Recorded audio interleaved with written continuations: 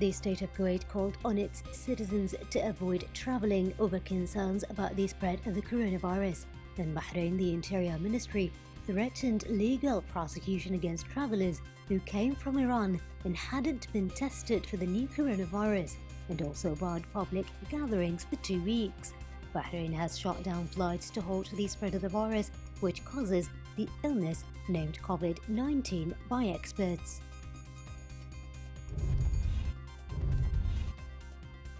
An Iranian health ministry spokesperson said there were 9 new coronavirus deaths, raising the toll to 43 people amid 593 confirmed cases in the country. The spokesman urged people to stay away from mass gatherings and limit their travel. Several countries have announced that they would deny entry to all foreign nationals traveling from Iran. Greece said it has blocked thousands of migrants from crossing its border illegally from Turkey, following an influx of refugees fleeing fresh violence in northwestern Syria. Turkish President Tayyip Erdogan said that his country's borders with Europe were open as thousands of refugees gathered at the frontier with Greece. Clashes erupted between Greek police and migrants on the border Saturday after the influx of refugees following deadly strikes in Syria's Idlib province.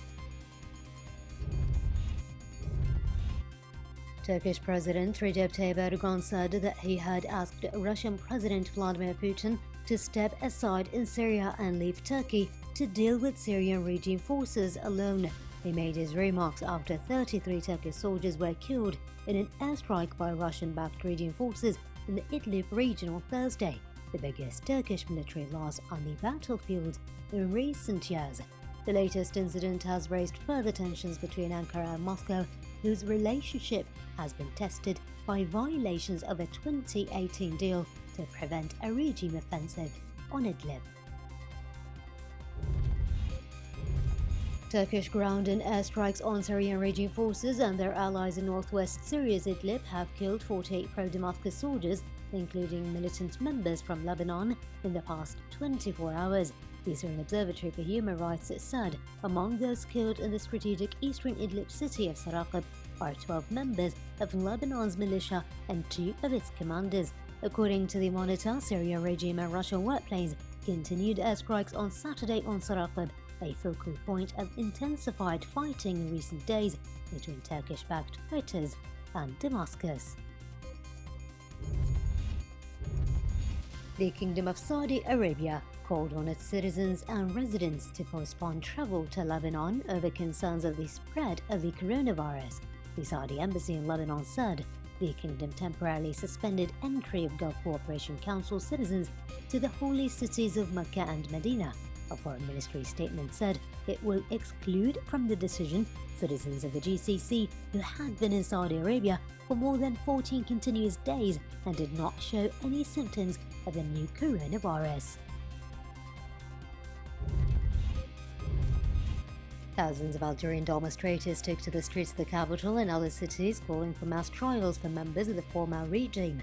The protesters chanted slogans against members of former President Abdelaziz Bouteflika's regime, who protesters accuse of remaining in power.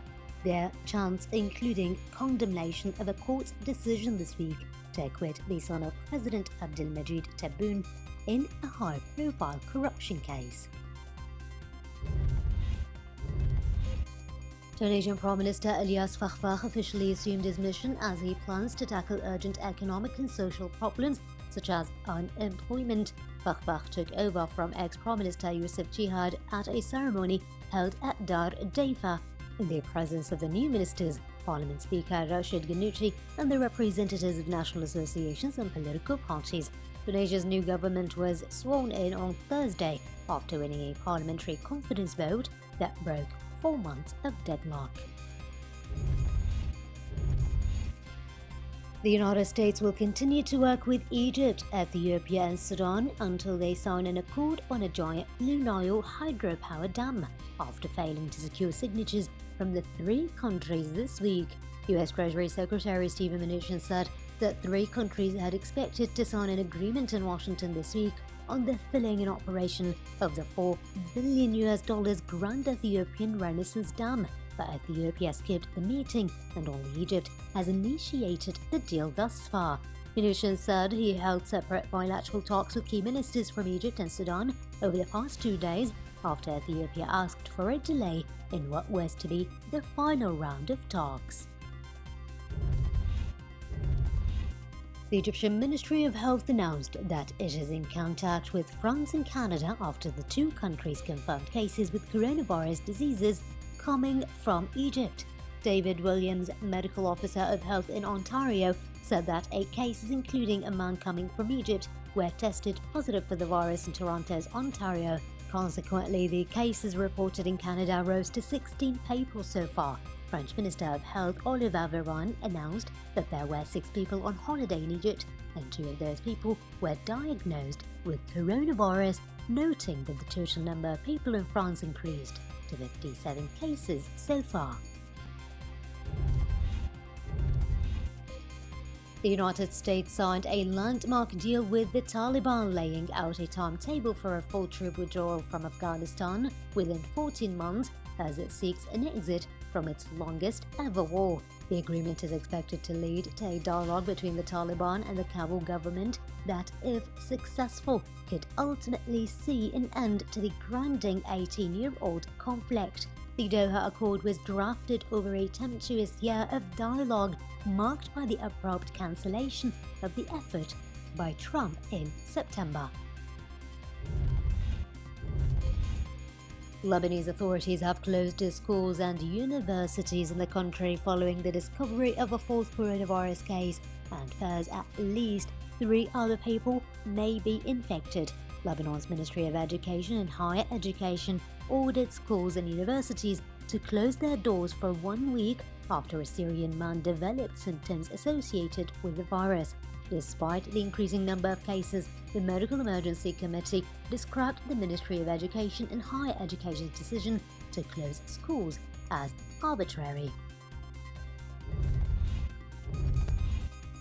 With the number of coronavirus cases skyrocketing in South Korea in the past week, a local fringe Christian sect has been blamed for the growing outbreak. As of Wednesday, a total of 1,261 people had tested positive, with 12 deaths reported. Just a week ago, the number of infected persons stood at 50. However, South Korea has seen by far the highest number of the COVID-19 cases outside of China. The government said it had secured a list of 212,000 worshippers and will begin conducting coronavirus tests on those who have respiratory symptoms. Mexico's health ministry said the country has confirmed 3 cases of the coronavirus, becoming the second Latin American nation reached by the global outbreak. The 3 men are all believed to have visited northern Italy, the epicenter of the virus in Europe. Italy has recorded 650 cases of the coronavirus and 17 deaths across cities in the north. In Mexico, 2 more suspected cases are under analysis in the central state of Guanajuato and 1 in northwestern Durango. Pakistan said Saturday it has detected 2 new cases of the coronavirus, bringing the total number of patients with the infection in the country to 4. Confirmation of the cases has set off alarm bells as authorities scramble to screen hundreds of people who recently arrived from Iran, a major new hotspot for the virus. The earlier 2 cases were also detected in the same cities. Mayors said they were fast recovering and 1 would be discharged from hospital soon. Qatar has confirmed its first case of the coronavirus after a 36-year-old Qatari woman who was evacuated to Doha from Iran tested positive. Qatar repatriated a number of its citizens from Iran, which is battling the worst outbreak outside of China, and confined them to a 14-day period of quarantine. The health ministry said the infected patient had been admitted to hospital.